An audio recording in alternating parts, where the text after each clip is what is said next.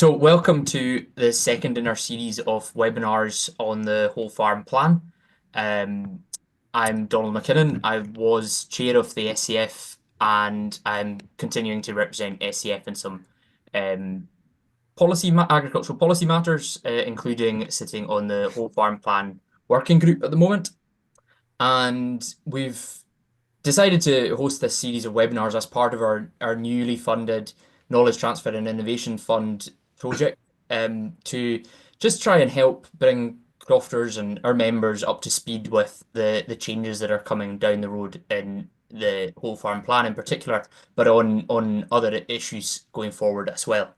So the first webinar we had, which some of you may have attended, was looking at the whole farm plan in broad terms at the whole aspect of it and what's going to be required in 2025. But we got feedback that members who attended that one wanted to see a bit more detail, and one of the priorities was around the animal health and welfare plans. So that's why we've decided to host this webinar tonight.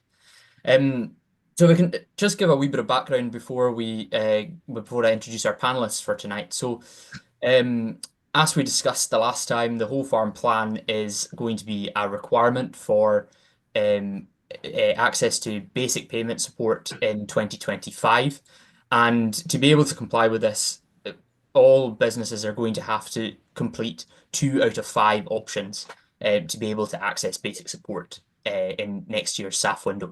So the options there are completing a carbon audit, completing a soil analysis, an integrated pest management plan, or the habitat plan, or what we're talking about tonight, the animal health and welfare plan.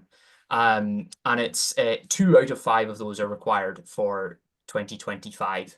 And so tonight we're going to be focusing on the animal health and welfare plan, and we have some questions that have been submitted in advance, which we're going to go through first, and then we'll open the floor up to questions. If anybody does have any specific points on some of the pre-submitted questions and the answers to those, then do feel free to put up your hand. But there will be time, plenty time after we've gone through the pre-submitted ones for questions from the floor. So before I get started on the questions, I'll just introduce our panel. I'll ask them maybe to say a wee bit about themselves as well. And so I'll go to Russell Smith first. Russell. Okay, thanks, Donald. Welcome, everybody. My name is Russell Smith. I'm a crofter from outside Bonar Bridge in Sutherland. And like Donald, I'm an ex-chair of the Scottish Crofting Federation. So after 25 years experience, I am nowhere near an expert, but I've been doing health plans for some time. So I'm happy to share that with you. Hilary next. Hi, thanks, Donald. I'm from up in Shetland. We have a family farm where we have 1,000 breeding ewes and 120 dairy cows. I'm a veterinary surgeon and I don't work in practice. I work for Shetland Island Council, managing the animal health schemes. So that involves a lot of work on biosecurity and testing for sheep and cows coming into Shetland. And in addition to that, I chair the Shetland Regional Inshore Fisheries Group. So I'm very happy to be here today and speaking about animal health plans, which I'm really passionate about. So thank you. Thank you, Hilary. And next up, Ian. Thanks, Donald. I'm Ian Carmichael. I'm working the Rural Payments and Inspections Division. I'm the head of agricultural development, and for the last 12 months, I've been part of the development team of the whole farm plan. Thanks. And last but not least, Cairn. Hi, thanks, Donald. So I'm Karen McLeod. I'm a senior policy advisor in Agricultural Policy Division, and I've been working on the whole farm plan for about 2 years now. So yeah, very, very glad to be here tonight. Thank you. Thank you, Karen. Right, we'll go straight into the questions then. And first of all, before we get into the nuts and bolts of the whole farm plan and the expectations around that, we've got quite a nice general question that I'm going to put to Hilary first, I think. Put you on the spot, Hilary. What makes a good animal health and welfare plan, and why are they important? In the most general sense, not thinking about the whole farm plan and what government are expecting of crofters just now, but why are they important? Yeah, thanks. Absolutely. I think really it is what it says on the tin. It's a plan, and it's going to help you improve your animal health and welfare. It's something that it's probably not too long. It's a document that you can refer to through the year. It's not only going to help you control diseases and improve animal welfare, but it's also going to improve the productivity on your farm. And in that way, it's hopefully going to improve the bottom line and the margins that you make. Now we're also thinking about climate and emissions. And if you're improving efficiency, you're also going to be reducing greenhouse gas emissions as well. So there's a lot of bonuses attached to it. And the other thing I would say about it is you're all different and all your farms and crops are different. So every animal health and welfare plan is going to be different. When I started doing this, say probably 20 years ago, then the main purpose that I saw it was as a reminder to myself, so that I did mine sort of week by week, so that every, if I wasn't sure what I should be doing at this time of year, I could look at it and say, oh yeah, time to arrange scanning, time to dose, whatever it is. So it was an aid for myself.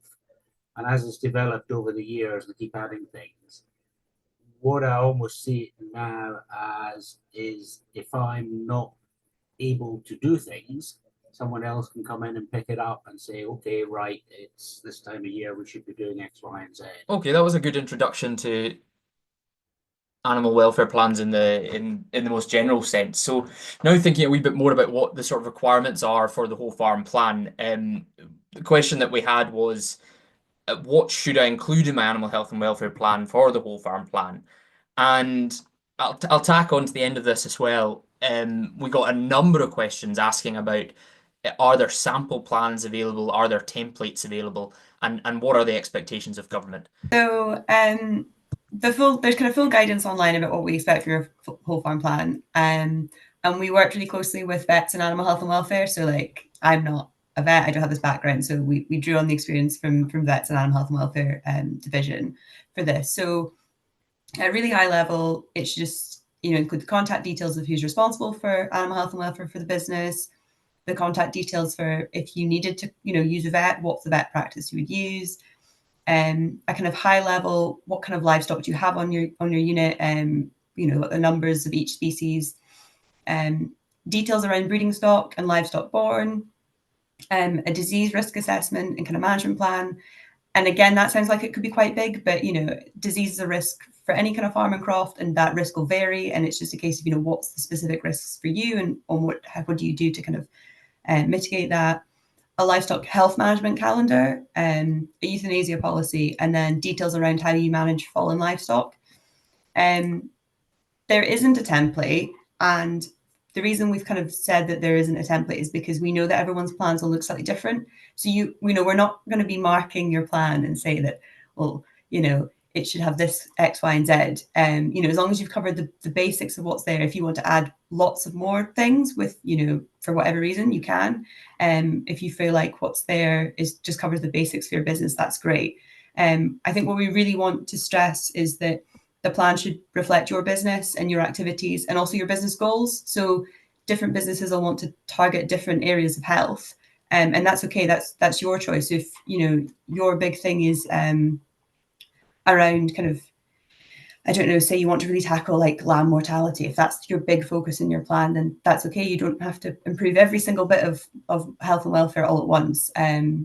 It's good to set targets that you think are realistic for yourself and your business goals. And just thinking about the kind of detail that you might be including in the plan, we had another question around that level of detail required. Is it stating the kind of treatments that you're going to be using and what doses and what types of medication you might be using for treating different things during the year? So the calendar would be like planning when you would likely do these treatments, but you're still going to have to keep your medicine records separately. So it's not to replace that.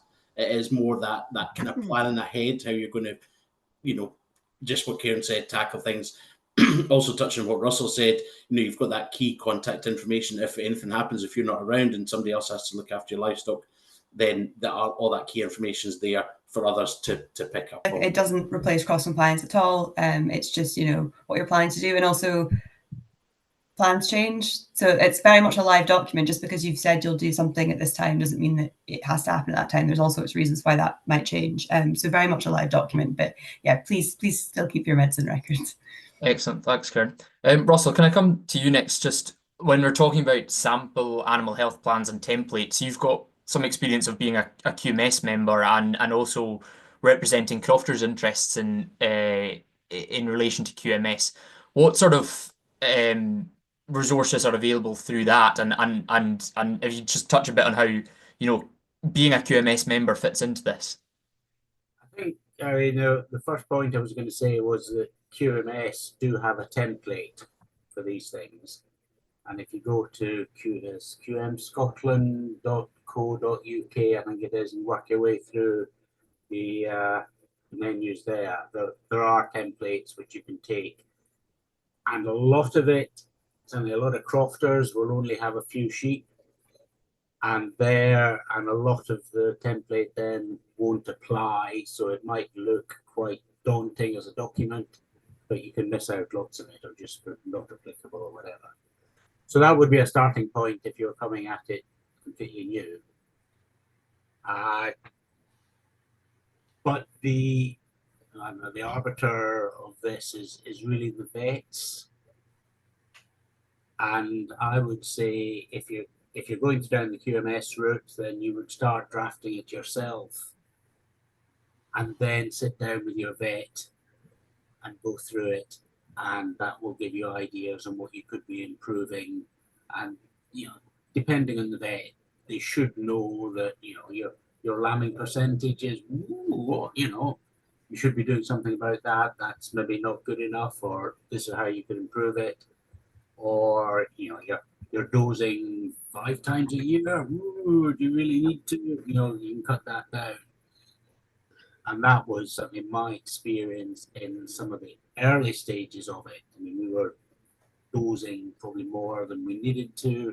And the vet said, well, let's do some fecal egg counts. We went through that. And we now, we're fluke and worm twice a year, whereas we used to do it more than that. So by actually taking a kind of scientific approach to it, or getting advice, you can reduce the cost and the work to yourself. Hilary, any tools or resources that you'd like to highlight that might be out there for this sort of thing, for actually templates that might be available, or anything else to add? Yeah, absolutely.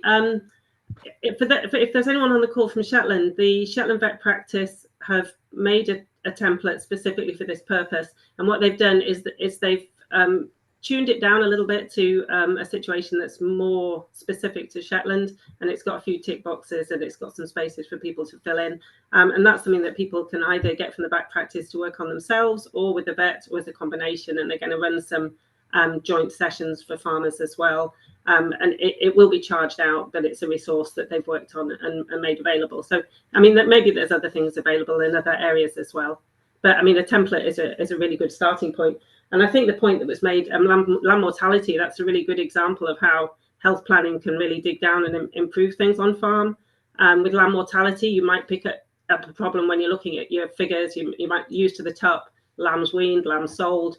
Maybe there's a problem there. Maybe you have more precise data on lambs born, but you don't really need it. Then that might tie in. It might tie in with condition scoring. It might tie in with nutrition. It might be to do with hygiene or colostrum management. It could also tie in with reducing antibiotic use. And at the end of the day, hopefully you'll have more lambs for sale. So although you have to do the plan, hopefully it's going to be a win-win for the crofter. And I should add at this point as well that SCF is working on a simple template as well. So we're probably going to be overrun with templates and sample plans out there. And the Farm Advisory Service also has a lot of helpful guidance on this too. So take a look at that. Moving on to professional support and help around this, and also the requirements of the veterinary visit that are attached to the whole farm plan. So just to clear this one up, does your health plan have to be verified by a vet? Karen? No. So this is where it's different from QMS. Obviously, for QMS membership, a vet's got to sign off the plan. And we had really long conversations with this, and Animal Health and Welfare colleagues didn't feel that in all instances a vet signing off a plan was necessarily helpful. So as part of the whole farm plan requirements, you should be engaging with your vet in a 12-month period, but that can be as part of your just normal business practices. What you would usually do, that counts as vet engagement. Obviously, some people might want to engage more with their vet than others, depending where they are in terms of their animal health and welfare kind of journey, as it were. But no, a vet does not have to sign off your plan. How realistic is self-completion of the animal health and welfare plan? Or is professional help essential? I think we're probably covered that it's not essential. But we had another interesting question, which was, is it economically sensible to invest in that extra help to make sure to get that input into your animal health and welfare plan? Russell, you've got your hand up, so I'll come to you first. Yeah, thanks. Just saying that if you do get a vet involved, which, as I said, you do have to for QMS, you have to get it signed off. But if a vet's visit will also cover you for antibiotics. You need to do, if you're going to use antibiotics at all, you would have to have a vet's visit anyway. So combining that, makes sense. Good. Hilary, come to you next. Yeah, thanks. I'd like to come in on that. I would see this more as a partnership. It's not really, it's ideally, it would be it can't just be the vet.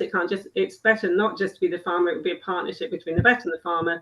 And there'll be other people maybe involved in the farm team as well. You might have a nutritionist, you might have a scanner, for instance, that's bringing in data.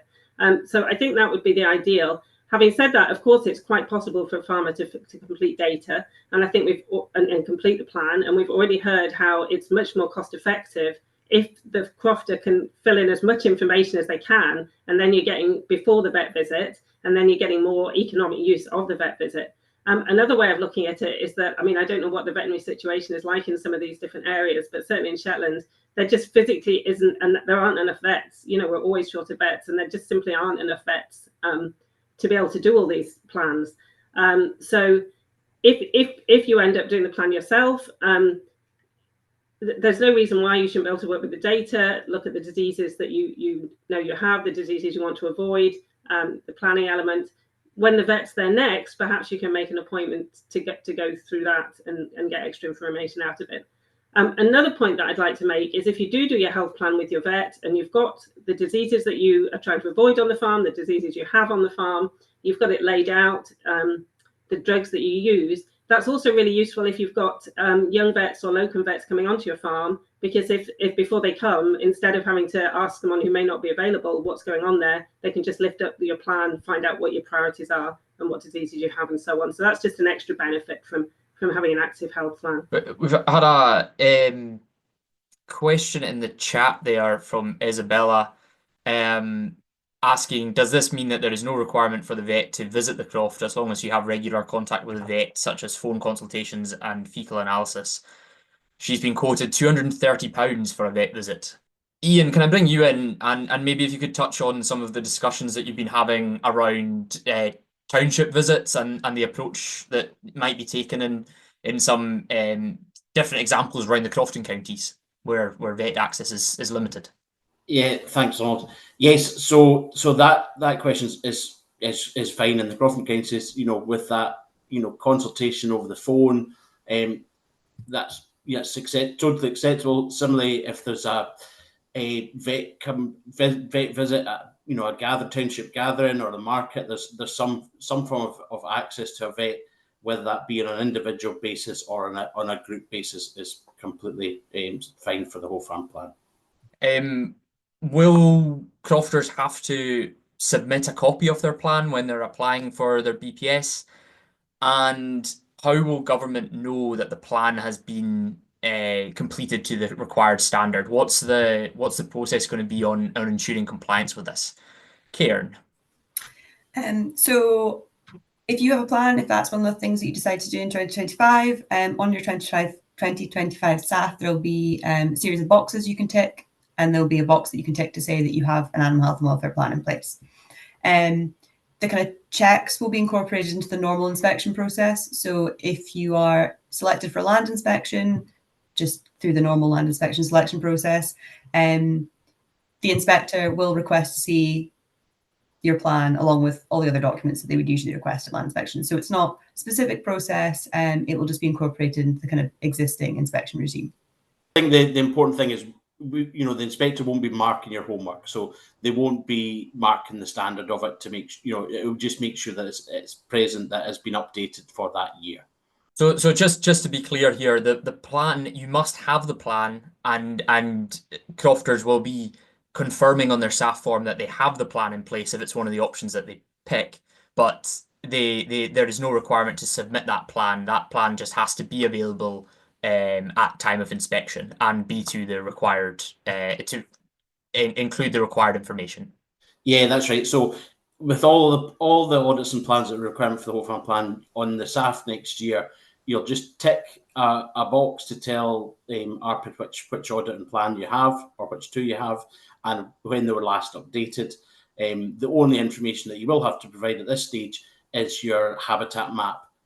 All the rest is for your own keeping at the moment, and will just be asked if you're unlucky to be selected for a land-based inspection to be looked. Will poultry be included in an animal health and welfare plan? So I suppose it's worth looking at this in two different ways. If you have poultry on your holding, but your main enterprise is sheep and cattle, would the expectation be that poultry were included in the animal health and welfare plan? And also, if you were only keeping poultry, would an animal health and welfare plan be one of the options that you would pick for your for one of your 2 out of 5? Russell, do you have your chickens in your animal health and welfare plan? We do have hens on the farm and the croft, but we have not included them in our plan, and have no intention of doing so. Okay. Kieran, what's the Scottish Government line on this one? If you have more than 350 poultry, they should have a plan, or they should be included in your plan. And we picked that number with our poultry specialist because that's at the point where you're supposed to start salmonella testing. But I'm assuming Russell does not have, maybe I'm wrong, but I'm assuming Russell doesn't have 350 poultry, so he's fine. And if somebody was below that number, but didn't have other livestock on their holding, but was doing other stuff with their croft and was wanting to claim BPS, would an animal health and welfare plan be something that they could do to comply with the whole farm plan requirement? Yes, they could, but they don't have to. And I suppose it also, bearing in mind, it's about value. So if you only have a handful of hens, is that a valuable, as an animal health and welfare plan, is there value in that for you as a business? So you could do it, but I probably wouldn't recommend it just in terms of value for yeah. I suppose I'm just thinking about I'm not sure how many businesses there would be of this nature claiming BPS, but if they were trying to figure out which one of the plans they could use to get up to their 2 out of 5, that it may be there as an option. But I think we're probably talking about a very small number of businesses there. But really interested to hear from people in the room whether that would apply to them. We can come to that when we open up to more questions. There's somebody's put in a question about bees as well. I don't know if you've given any thought to that one, Kieran. How many beehives, how many bees do you need before you're doing an animal health and welfare plan? Bees are not included in the list that need to have an animal health and welfare plan. Grand. Okay, we're coming to the end of our pre-submitted questions, and we've got an interesting one at the end. Can the panel member suggest how we might go further in promoting crofting produce in terms of its continued concern for high animal welfare standards and environmental and landscape stewardship? And I'll maybe tack on to the end of that health status as well. And I'm going to ask Hilary if she could maybe talk a little bit about how that's been approached, the approach that they've taken in Shetland, and in particular, what that's done to perceptions of livestock from Shetland and the market impact of that Shetland produce has now is trading on that high health status. Yeah, absolutely. I guess what we're doing in Shetland, if you're not aware of that, is we have quite an extensive system of testing for sheep and cows coming in at the pier. So it means that we have a high health status and are free of certain diseases. And for a long time, people often spoke about this benefit that you would get for selling your animals with this high health status, but it never really materialized, to be honest. And really, we focused on the benefit being on farm from not having sheep scab or not having enterooptic abortion, not having Maidi-Visner, this type of thing. But in recent years, and I think particularly post-COVID, and with a lot more online bidding, we have seen a Shetland premium develop, which we're really pleased about. For cross lambs, it wouldn't be so much. It would probably just be a few pounds ahead. But for breeding sheep, then we're talking quite a big difference in the last season, maybe even £30 ahead for a Shetland Cheviot cross sold in Lerwick, as opposed to something sold down in Dingwall. And I guess that's buyers just looking for consistency, and they know what they're getting. And you've been able to demonstrate it, like that's all been about convincing the buyers that health status that has integrity, that you're able to demonstrate that there is no none of these diseases are present, that continued testing and that's been rewarded in the live ring. And it's taken quite a long time. I mean, I suppose the other thing that I would say is that quality and health status are important. I mean, whatever your health status, if you haven't got quality stock, it's only going to make a few pounds, you know. So I think the two really go together. Russell, do you have any thoughts on this one? Yeah, a couple of points there. One is the HISHA scheme, Highlands and Islands Sheep Health. I'm not sure what it stands for. We're not in it, but it does, as Harry was saying, make a difference for breeding sheep, as far as I can tell, sitting around auction rings. So if you're selling store lambs, doesn't matter. If you're selling ewes for breeding or your top end ewe lambs for breeding, and we deal mainly, well, we do the North Country Cheviots, then having the high health status does make a difference. It's my perception. The other point I was going to make on just pushing Croft produce is that if you're selling direct, then if you can market it as from a Croft, then we believe that it does make a difference. If you're selling in store through auction rings, I don't think it does. So the promotion of Croft produced stuff is for direct sale. I did actually miss out one point from an earlier question, which was when we were talking about vets. We did have somebody ask about the role of SQPs, suitably qualified persons. So that's the people who are behind the counter in Lewis Crofters in Stornoway or Harborough in Inverness selling your animal health products. Kieran or Ian, was there any thought given to the role of SQPs in animal health and welfare plans and where they might come into it?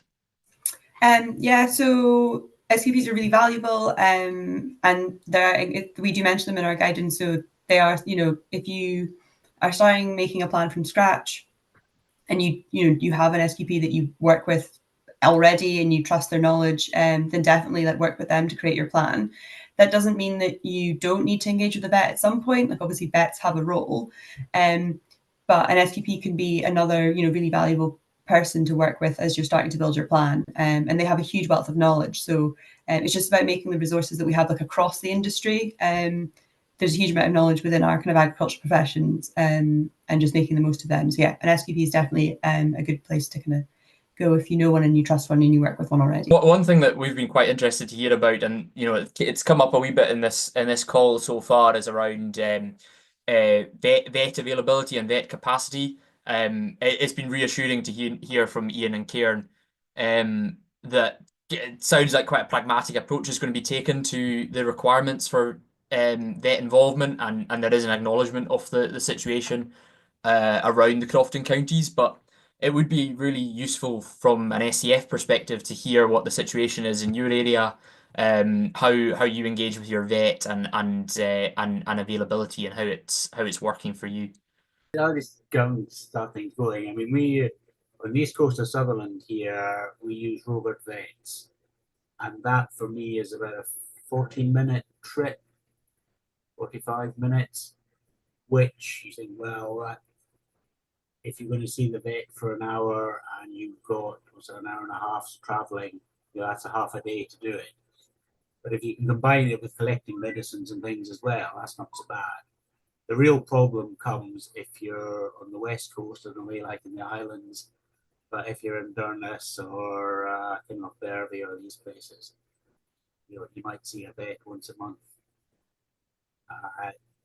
That's the real issue. Or in Shetland, if you're an outlying island, the Robert vets practice that they've only got one vet who actually does the animal health plans.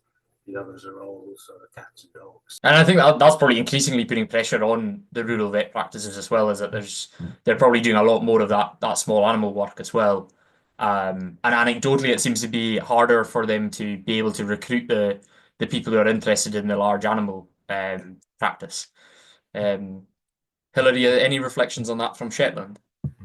Yeah, thanks. I mean, we've got a very vibrant vet practice and some really good, keen, enthusiastic young vets, but I mean, it is difficult to recruit, and they have been dependent on 2 locums all the time for the last year or so. They've now got another permanent vet up, so I think we're dependent on 1 locum at the moment. I mean, maybe even more than 1 locum.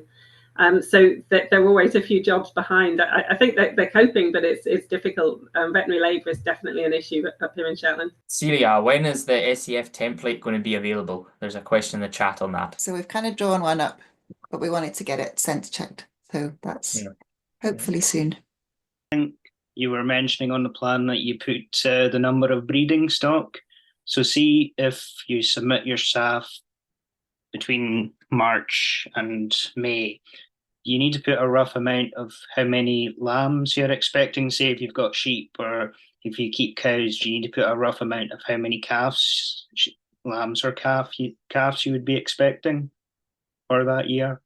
Yeah, so on your animal, so if you think the SAF separately, so on your animal health and welfare plan, you will be putting in, or you're putting in your number of breeding animals, and then you put in what your what you would target number you want to get to. So you want to get to 100% lambing rate or calving, and that's the whole thing is so it's that, I was going to call it a dream, but it's that where do you want to get to in terms of productivity? You want to up your calving or calves born live or whatever, and it's using that, thinking about the plan, using that to plan your activities to how you're going to try and do that to improve your productivity.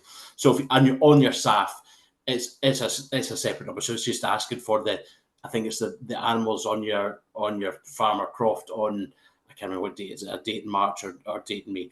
But so they're just two completely, so we won't be doing any cross checking to say, oh, the animal health and welfare plan, if we looked at it and doesn't match the SAF, that's immaterial. It's just 2 different purposes. So the animal health and welfare plan is really more for you. So it's get you, try to get you more efficient, more profitable, and help you in the long term.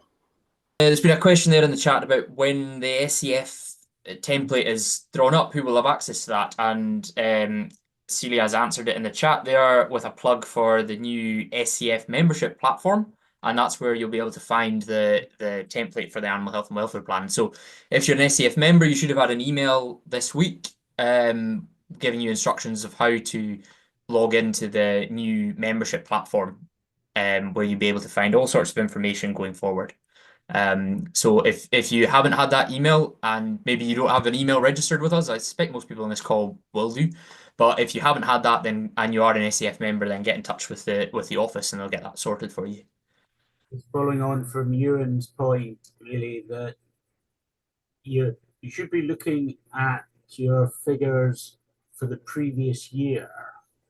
So some of us are old enough to remember, was it land management and managers options, and they had a benchmarking scheme in that where you're supposed to record your figures, which would could then be compared to sort of similar holdings, so you could see how you were doing. That never really worked. But if you do keep detailed figures year on year, you can look and see what you're doing. Did I do better or worse than last year? If I did better, why did I do better? Can I do it again? Or was it just the weather? Or if you did worse, what was the problem? And again, how do you fix it? So it's about keeping reasonably detailed statistics so that you can monitor your own performance and just see how you're doing against your own history, really. And I suppose just to continue on from Russell's answer there. So it's thinking about the whole farm plan, and I'm straying off into a different territory here. So the other parts of the whole farm plan is the carbon audit, which again is that snapshot view of your croft's performance over a 12-month period, which does that kind of review of how efficient, like, say, your cattle, your suckler cows are, your sheep are, and it also does that whole kind of comparison of similar size of farms and crofts, which if you use AgriCalc at the moment, which unfortunately its comparison isn't for like, just because there's probably not been so many crofts using the carbon audits, but as that builds on with different various tools, you'll be able to compare your performance against sized enterprises or like-sized businesses. Yeah, I wondered if I could just speak about quite a useful aspect of animal health planning that we do on the farm here, is if you're coming up to a busy time like lambing, that you have just a month or even 2 months before that you have a meeting where you think about the things that might trip you up. It's kind of like a banana skin meeting. So you think, if it's lambing time, am I concerned my sheep are a little bit thin? Am I concerned I haven't got labour? Am I concerned about not getting a vaccine? So by having that meeting and by getting those things itemized and ticked off, then it means that when you actually come into lambing time, it's smooth sailing. And tied into that would be to have another planning meeting after lambing while it's still fresh in your mind, where you think about the problems. And particularly at lambing time, I don't know if you guys get frustrated. I certainly do. If you take lab samples at lambing time, quite often and you don't get them back for that particular lambing time. But if you can kind of park those for the meeting at the end of lambing and think, well, how am I going to use that to inform what I do next year? Is it about vaccination? Is it about trace MX, whatever? So that sort of element of planning in retrospect and then in advance, I think, can be really helpful. Ian, do you want to just give us a quick overview of where things are at with the habitat map as an option? Yeah, thanks, Donald. So yes, the habitat map, or biodiversity audit, which is what it's called, but it is in all senses a habitat map, is the requirement for you to map or produce a map through there's various ways to do it, and I'll touch on them in a minute, but it's of all the habitats that are present on your crofts at the moment. So there is a list on our website with some kind of indicators of what to look for. These range from arable cropping, grass, different types of grass, improved grass, species-rich grass, or these sorts of things, up to heath up on the hill. So there's multiple ways to do it. Probably the easiest and simplest way maybe is to just list your field numbers, the field numbers you put in your SAF, and if there's only one habitat within them. So the minimum requirement is one habitat per field. So if there is only one habitat, you could just have your list of your field numbers and include the habitat that's in each field and send that to Scripid to map on your behalf.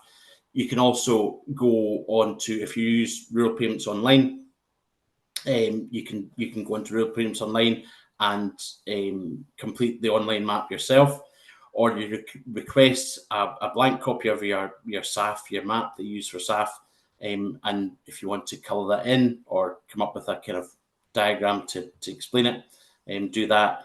And the other way, which will probably be more widely available come early next year, is the Nature Scots Farm Biodiversity Scotland app. So I think that's likely to come live early in 2025. But there's a few options there. We've put some useful guidance, or we hope it's useful guidance, on our website, just to give you some examples of how to complete your habitat map and the different options you have to do it. On habitat plans, maybe for Ian or Karen, is it? I mean, that sounds fairly straightforward. Is that just at the moment? In years to come, will it get more complicated? Will there be subdivisions? Will you have to say what you're going to be, how you're going to be managing each different habitat? Or are we just recording what is there at the moment? So, yes, initially it's the basic habitats. What we would like through time is, so it's a once in a 5 year review of this plan. But what we would like, or we acknowledge, I suppose just at the beginning, we acknowledge that for many farmers and crofters, this would be the very first time that they've been asked to look at their farms and their crofts for biodiversity. So you'll know, like the back of your hand, what's in each field, what's in the hill, what it means to you. But this is the first time is maybe you'll be asked to translate that into a habitat. Year one, or the minimum requirement is one habitat per field. What we'd like to do is be able to map all the habitats within each field.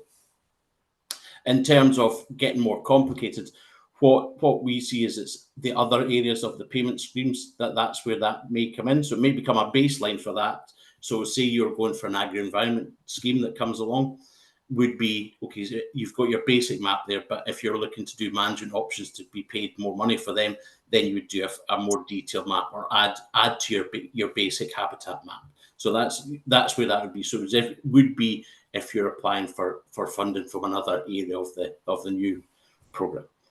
Just specifically on habitats, there's a question there from Helen about where do you get the information regarding habitats in your area? Do you suss this out yourself, or is it on the ARPID website?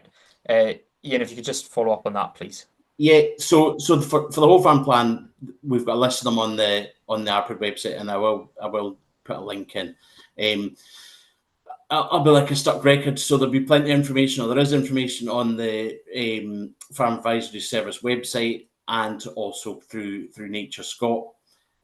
But yeah, so there's information there, and I'll put a link to the guidance that has it in there. With the biodiversity plan, animal health and welfare plan, and carbon audit, is there going to be a requirement for improvement in years to come? So I suppose a bit of this is we don't know what the priorities will be in the future, but Karen, what's the thinking on that at the moment? So the thinking is no. So it's not going to be a case of, oh, well, your carbon audit said this, and then you did it again, and it's worse, so we're not going to pay you. Like, that's absolutely not what this is about. This is very much about you using like plan and audit data to identify areas of improvement yourself. And hopefully, as time goes on and we have new elements or a new support framework, you can do your plan and audit, you can engage in things in the new support framework, and then further down the line, when you renew your plans and audits, you'll hopefully see improvements, because that's what we'd like you to see for your business. But your payment's not going to be based on that. That's not the direction this is. So I think people get a bit worried about particularly carbon audits. They're like, oh, maybe I change my business and then my footprint goes up. That's okay. Your payment's not held to that. It's very much about you identifying areas for improvement within your own business. That would apply on the biodiversity plan as well. Mm-hmm. Yeah. Obviously, this is going beyond the whole farm plan, but my understanding as well is that the thinking around future Tier 2 payments, when we head into that direction, that there is an acknowledgement that paying people to continue to do things that are good is part of the thinking that's going on there as well. That it's not, obviously improvement needs to happen, but it's not all about change. There is an acknowledgement that some businesses are already doing very well across different areas, and that there's a need to continue to support those businesses to do well. Is that fair? Yeah, I think that's fair. I'm obviously not involved directly in the Tier 2 work, but that is the general consensus. Also, just outcome-based payments are incredibly complicated, and it's very difficult to make that fair.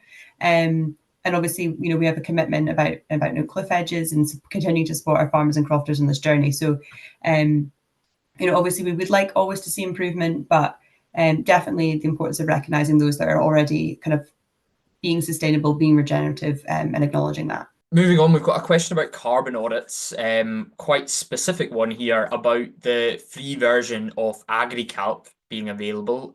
Is there any information on when that might be available again? Is it available now? And does anybody have recommendations for the best option for other free packages available, which is most user-friendly and gives best results? So, unfortunately, no update on the AgriCalc free version.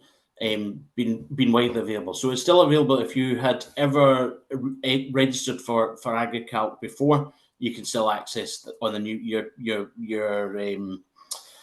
account still active, and you can access the new platform. In terms of alternatives, on the website there are 2 or 3 alternatives that are listed. Research told us that some of them are more. Of the other ones were more appropriate for smaller farm croft situations than potentially others. So that information is on the web pages for the whole farm plan. Yeah. So under the carbon audit section Yeah. of the whole farm plan guidance, you'll find the list of the other tools. And just for clarity around this one, Ian, so for the purposes of the whole farm plan, doing a carbon audit yourself satisfies the requirements of the whole farm plan. But that's slightly different with PSF, is that correct? Yeah, so for the whole farm plan, you can do it yourself, and so what it asks for is that you have recommendations. So what you can do with these recommendations is you can either pay for an external person to carry out the whole farm plan or the carbon audit for you, and give you some kind of suggestions on ways to improve things in the future, or more appropriately for the smaller producer is to take the recommendations coming from the tool itself. So they're very generic. So it might be, improve efficiency, carbon percentages, whatever, just what we've been touching on the animal health and welfare plan, or even do that research yourself. So going to other resources like, Farm Advisory Service, they'll do webinars, likes of yourselves who hold webinars to help members along with, different hints and tips. These kind of things, that all helps towards meeting the requirement for the carbon audit. And we are planning to do one of these webinars specifically on carbon auditing in the future, hopefully in the new year sometime.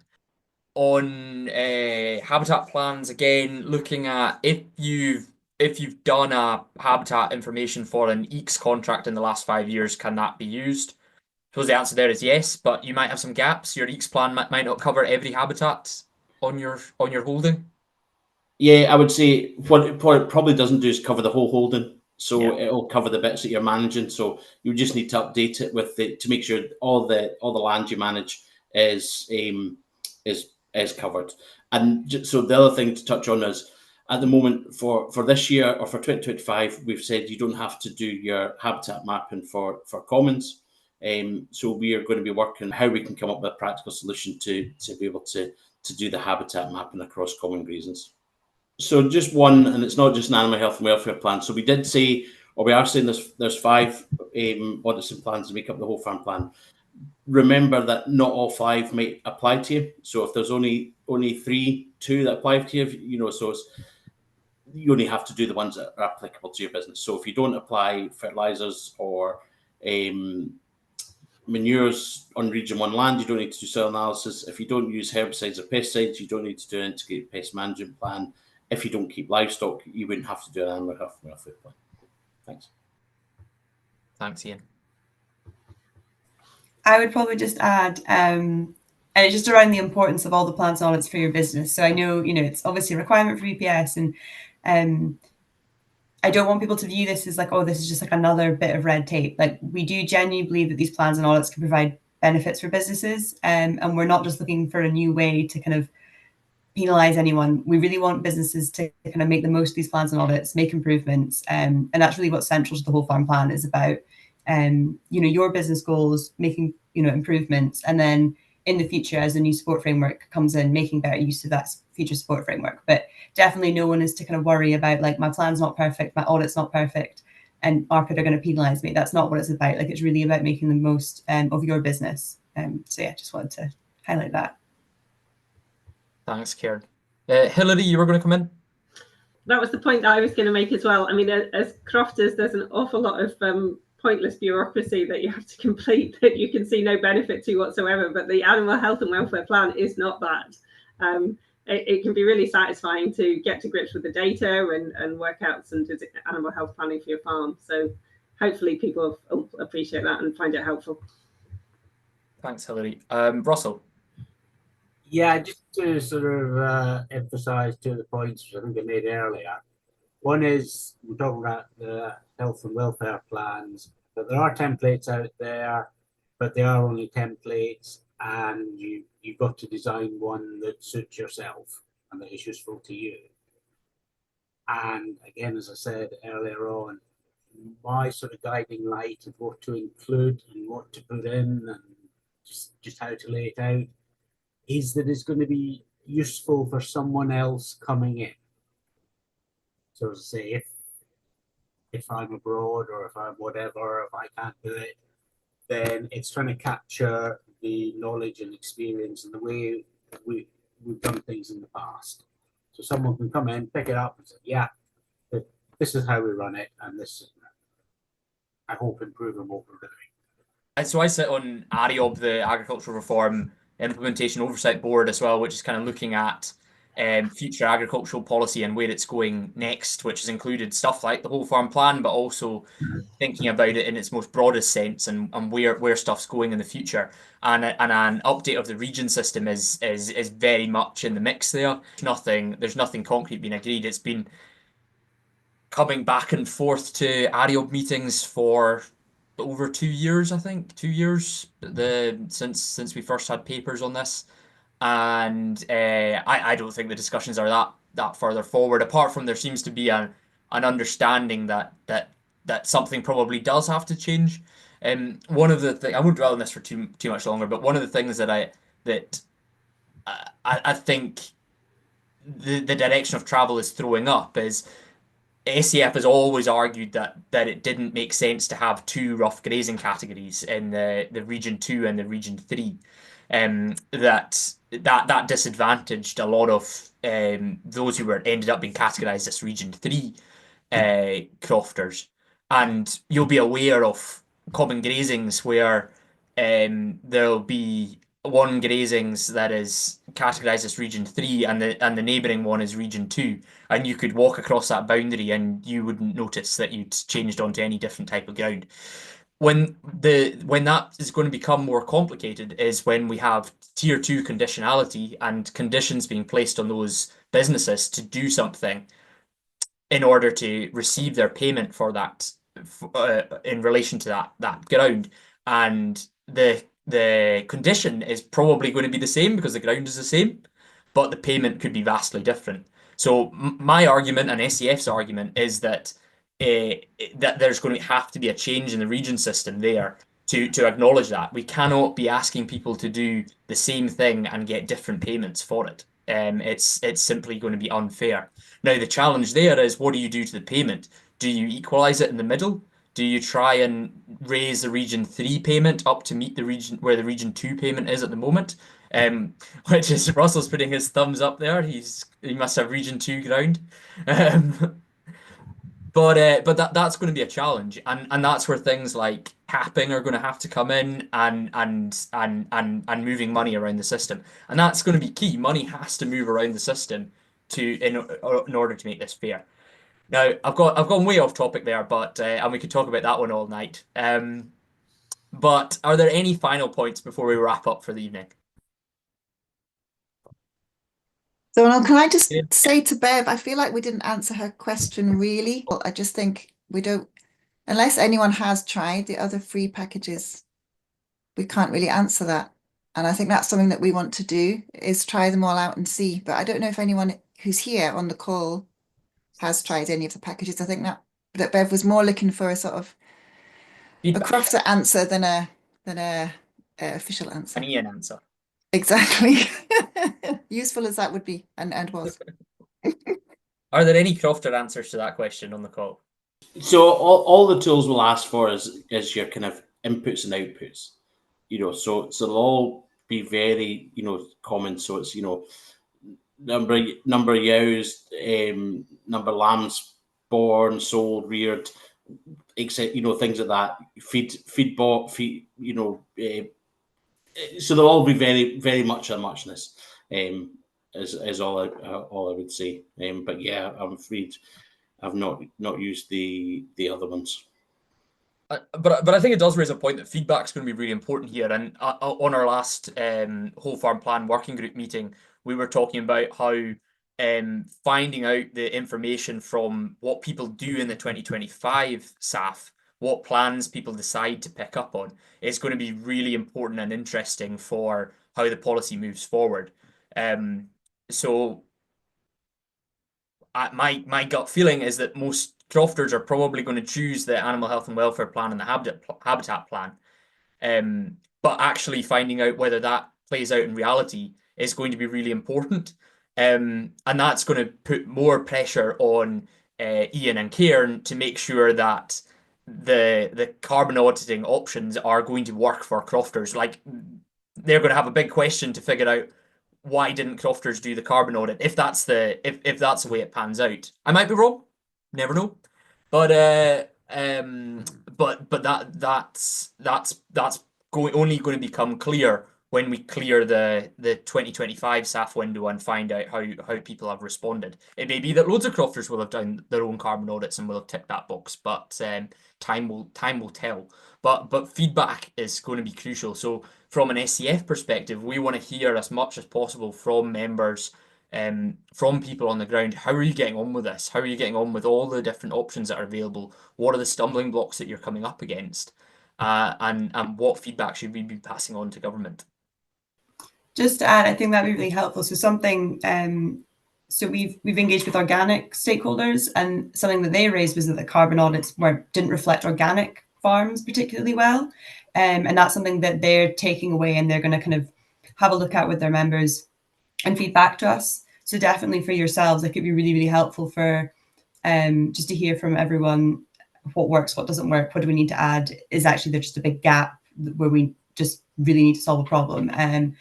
And yeah, that's obviously part of the whole co-development process, is that if what we've asked for is not working and crofters aren't finding value in carbon audit tools, we need to make sure that they can access a carbon audit tool that's valuable for them. On the animal health and welfare plans, I'm assuming we must have just answered all your questions, because we didn't spend an awful lot of time going through those ones. So that's great to hear, but still obviously quite a lot of questions, particularly around that carbon auditing and some of the other aspects of the whole farm plan. So we will be revisiting that one, and hopefully this format has worked again, and it's something that we'll continue trying to use. I'd just like to thank our panelists for giving up their time and coming along tonight. I think it's been a really interesting panel to have, and a good range of expertise and different viewpoints to put across. So it's been really useful, and obviously always good to hear from Ian and Cairn that they know the ins and outs of this, and can give us a definitive answer on what government are looking for, which is invaluable. So hopefully you've all found it useful, and please give us your feedback on the webinar, as well as any feedback you have on the whole farm plan. Will there be a link or something, Celia, going out? Or I'll send out a survey. Yeah. Ideal. Right, thank you all very much, and we'll see you again soon.